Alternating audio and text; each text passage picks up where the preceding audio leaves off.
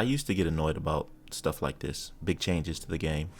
First of all, we as humans don't really like change in general. It gets us out of our comfort zone and sometimes messes with our plans. But honestly, it doesn't matter what the devs change, because the community will never be satisfied. Here's a little proof. Back when Warlords of New York was released, it took away the ability to make builds using a talent on every brand piece. So they said devs took away the build diversity, when the reality was 3.11.7 was a broken meta that so many players hated. The SHD watch levels and the requirement to level that up in order to have a viable build that made you feel powerful. When in reality, having an extra 10% hazard protection or extra damage is awesome. What about Project Resolve and its implementation of diminishing returns, which players claimed nerfed status effects into the ground in PvP, or enamel kits not being enough? I can go on, and I'm sure you have way more complaints than I do. From my perspective, I believe you can't please everyone. This has been proven throughout the Division 2's many years of updates and changes. Fast forward to the present. Year 6 and seasonal characters, the hot topic of today. Everyone's jumping on the bandwagon of players are pissed, players are so upset. This is nothing new. And let me clarify my position, because I know that when I make my videos, I'm passionate about them, whether it be a build, whether it be a discussion. I could offend many of you, but I think that I like to say some of the things that people don't want to say and just lay out the facts. Pretty much what players are thinking, because in general I'm indifferent about the situation. I can care less either way. We'll get into that a little bit later, because I'm an unapologetic individual in general, and I like to say it how it is. But from what I've gathered so far, players are now upset about, with every new season, players being required to start a brand new character, play with them the entire time instead of your main. By the way, all experience, gear, or whatever else will be transferred to your main character after the season, so I don't really see the problem. Plus, this is a way to get new players into the game. And I know a lot of you say they cater to new players more than the veterans, but new players are their cash cow. Let's just be honest. I would do the same thing. And you're saying that you have to start a new character. The reason I say I don't see a problem with that is because if you're okay with the endless expertise grind, then running Warlords of New York at the beginning of each season should be a breeze. Many of us already have a mule character and do that all the time for a whole bunch of materials anyways. But let me clarify my position before you start giving me the third degree in the comment section. I said I was going to come back to this. I'm indifferent. Like I said, I don't care. At this point, I'm just seeing how best to optimize my builds based on what new gear or weapon has been added to the game with year 6. So I'm just trying to enjoy what I can from what they've added. And here's the thing, you asked for new content and you got it. A crazy twist to the story with keener, new story content, a new master difficulty. So what exactly is the problem? I have my own theories, but I want to hear from you. What is your specific issue with this? But let me calm down, because I can see how this bothers players, like a way that this could alienate the solo player community. I would consider myself kind of a solo player. I do a lot of it. But it seems like to me the devs are always upping the difficulty ante and making it harder for solo players to get the same rewards that players who matchmake get.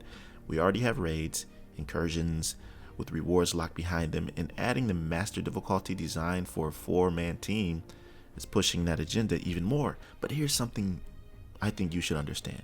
This game is developed by a company who decides what they want to add to the game based on marketing and doing what's necessary to drive more traction to their game. New players are coming in, so that's a big reason why some of these changes are taking place. To me, that means this franchise has a future, which is a good thing, and something needs to be done to hold us over until more news comes for what's coming next, like the Division 3 and beyond. I mean, did you want them to just keep the same manhunt format, not do anything, just the same thing that we've always gotten? I'd say they did a lot, but I want to give you a perspective you may not understand, and this is why I'm talking like this, because I have an idea that you're thinking, oh, you're getting paid by the developers to make this video, why are you taking their side?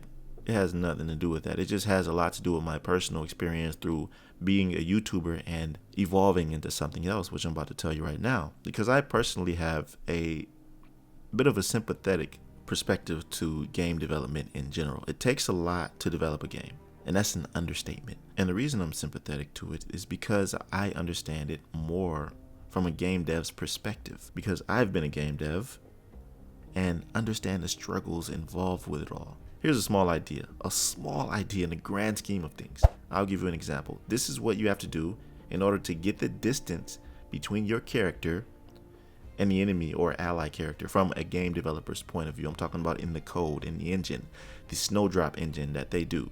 So to get the distance of a player, you first need to perform a line trace by calling the function, specifying the start and end points of the trace, as well as the collision channel.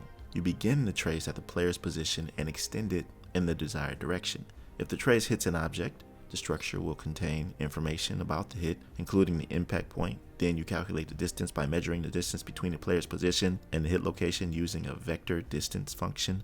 And finally, this distance gives you the linear distance from the player to the object hit by the line trace.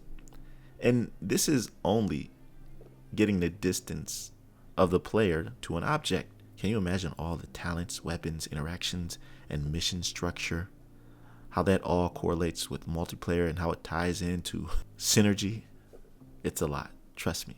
So I tend to give the devs a little bit of a break, and at this point, take what they give me. That doesn't mean settle for anything, no. But if they're not taking away anything from us, then I don't really see the big deal, honestly. At the end of the day, they're trying to actually code the game to establish its structure, create a new and engaging experience for new players while maintaining the respect and retention of returning players and veterans. That's a pretty big task, all at once, all together.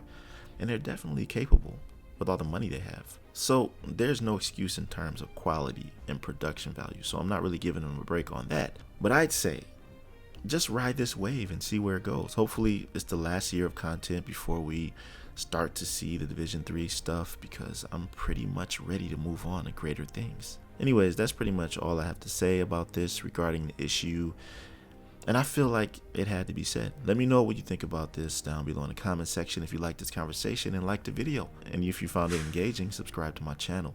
I'll see you in the next one. Be right out.